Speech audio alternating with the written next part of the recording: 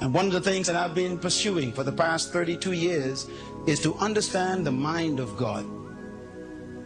The mind of God is more important than the hands of God. The hands of God deal with his acts, but the mind of God deals with his ways.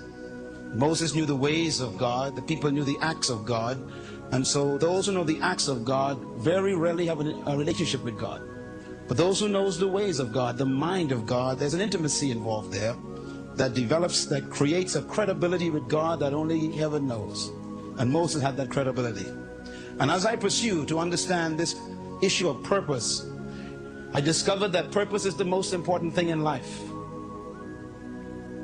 I believe the greatest tragedy in life is not death, but the greatest tragedy in life is life without a purpose. It's more tragic to be alive and not know why than to be dead and not know life.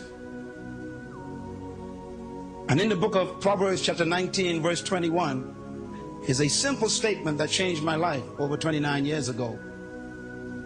And I read that statement for you. Proverbs 19 verse 21 says, "Many are the plans in a man's heart, but it is the Lord's purpose that will prevail." I'm going to quote that again for you. You can write it down if you wish. Many are the plans in a man's heart, but it is the Lord's purpose that will prevail. The King James Version says, "Many are the devices in a man's heart, but it is the Lord's counsel that will stand." In other words, God is more concerned about his purpose than he is about your plans.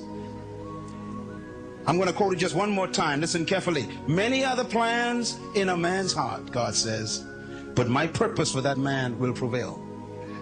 In other words, purpose is more important to God than all the plans you can make for your life. God has a purpose for everything.